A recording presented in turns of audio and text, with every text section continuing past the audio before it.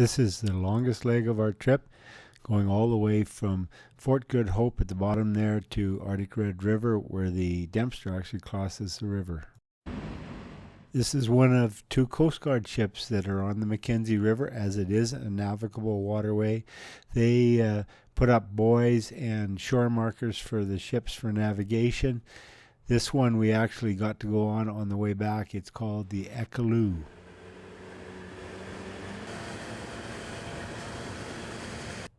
We stayed in this camp here. There were a couple of open cabins, and the next morning we heard some young peregrines.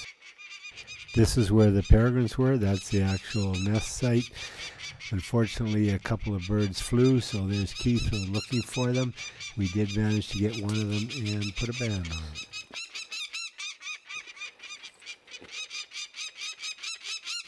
Yeah. Yay! Okay, I got a pocket.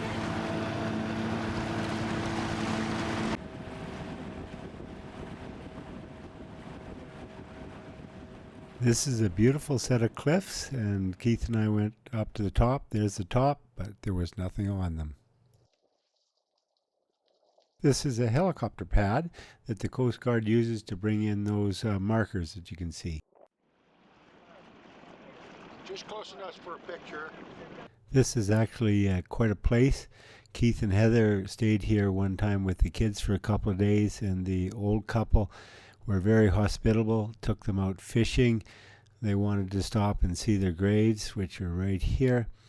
Wayne also had a contact through a cousin of his who gave us permission to stay there, and we found out it was the same people as the daughter had married Wayne's cousin's friend.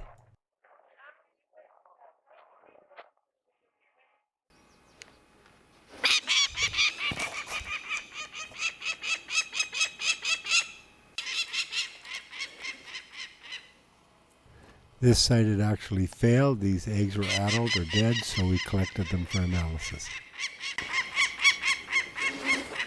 Now that gets your attention.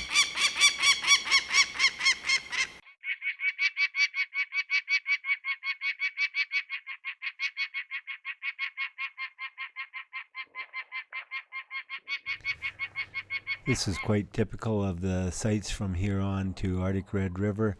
On dirt banks like this, quite often we saw or sometimes heard the adults. We went and checked it out. This one isn't too bad.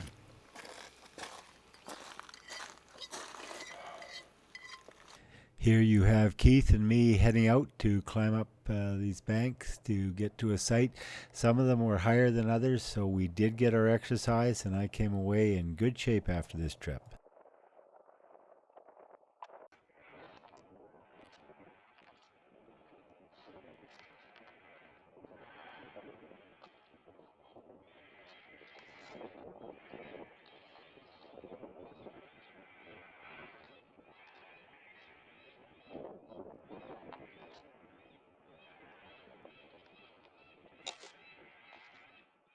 The young had moved, so I had to go around and collect them. Keith is processing them, and here you see me collecting prey remains.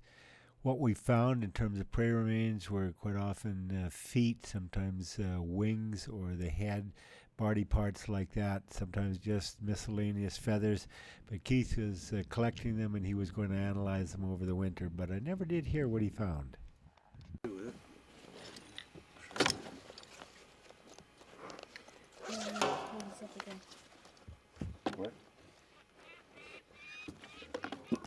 While Keith and I were up processing the young, what were the others doing?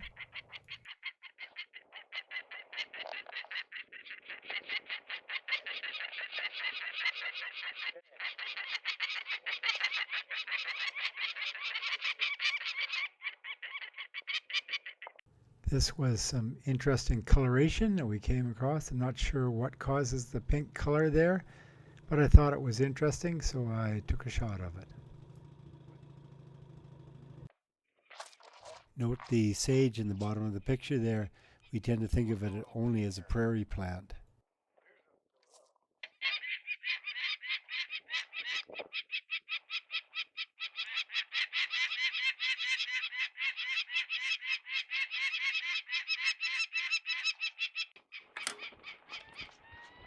Your mushrooms look good in here.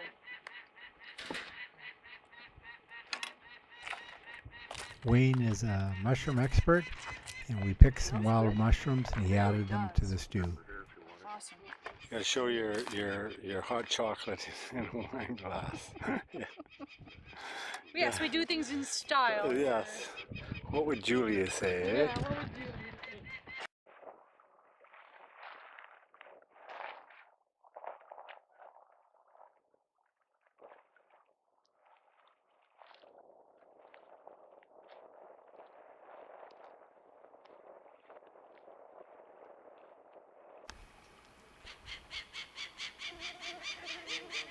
Near the mosquito there, we actually use bug spray because that's imperative. I don't know how they did it in the old days. Sir Alexander must have had a rough time.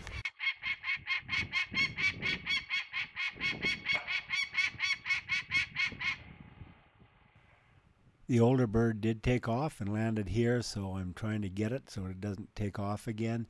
It's unusual to see the age spread about 5 to 7 days, as you saw there, but it did happen. We did see it several times on this trip. Right on the... Well, it keeps the tension of the bird with his hat. And you can pin him down with the hat. Trying to move. He knows. He grabbed the hat. See, he'll grab the hat in his claws. He's got him. You got him, John. In cases like this, you do have to improvise, but this worked.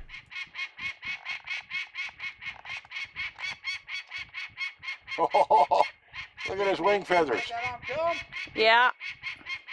Boy, he's not much fluff left.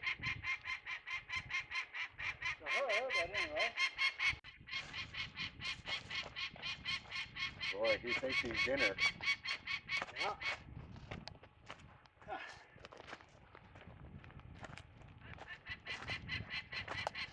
There you go.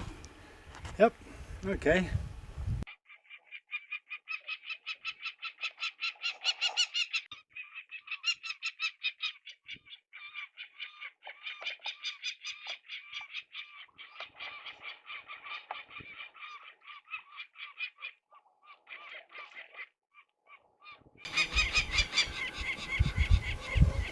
Oh.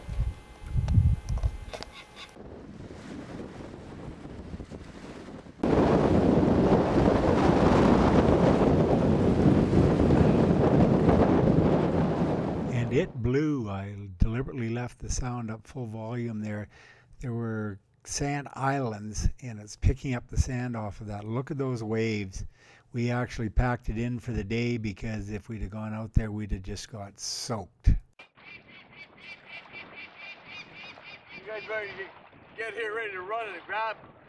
They're gonna probably jump. Or at least watch what they do. 3 tersols. You see the adult there? This is quite common behavior. The adult female will be sitting above or parallel to the nest and quite close to it. Here it is right below. So if you see her, you know you're close.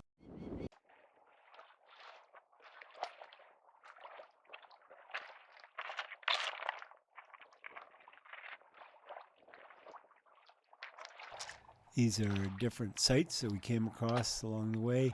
This is a typical site and the prairie remains that we have when we collect.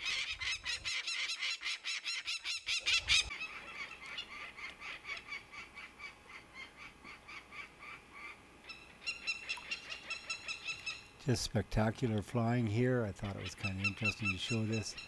We actually saw a pair of birds almost put a golden eagle into the ground, and it was quite funny because the eagle was flying along and the male came along and just spun him around and sort of, whoa, what was that? And then the female came and did the same thing, and they almost put him in the ground. Just tremendous to watch.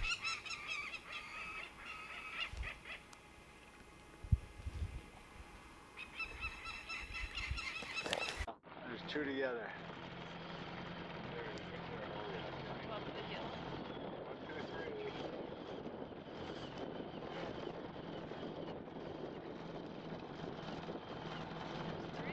Perfect for spotting. Where's the third one? Well, up on top. To the right, one on top. Two together Oh yeah, right. and Okay. on top.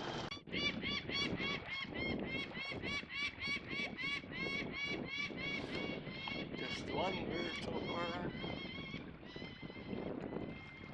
All we can see.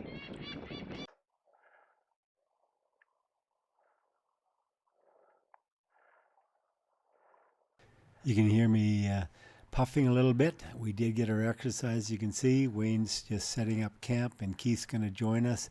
We're just above Arctic Red River right now.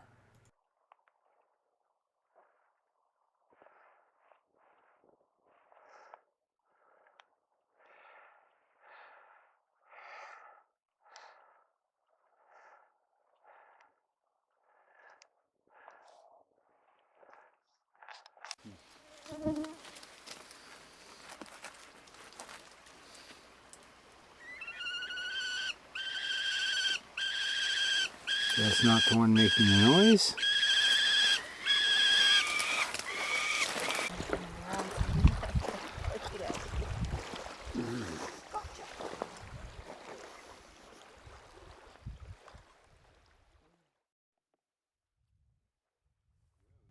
As usual, while Keith and I were up checking that last one, Wayne was doing his magic.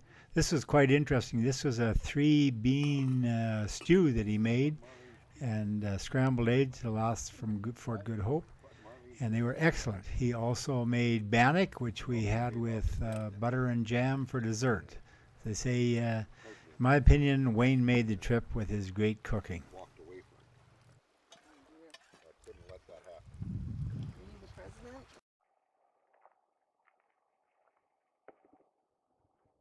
Just having breakfast and breaking camp, I can tell because my sleeping bag's up on my tent there.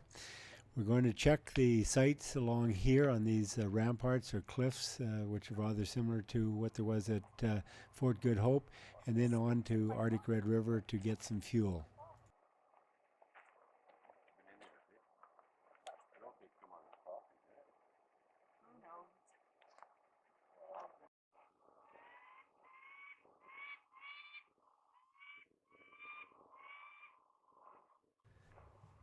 That's Arctic Red River.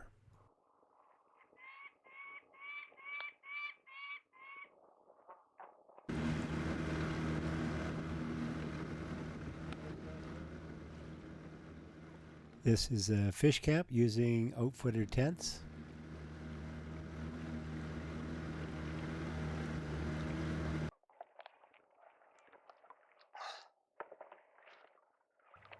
We've been into town, we've got our fuel, and we're just mixing the oil in. We're using those 45-gallon drums. Keith rigged up a hose that he can put in, so we go right out and drain one, and then we just go into the other. It worked very effectively.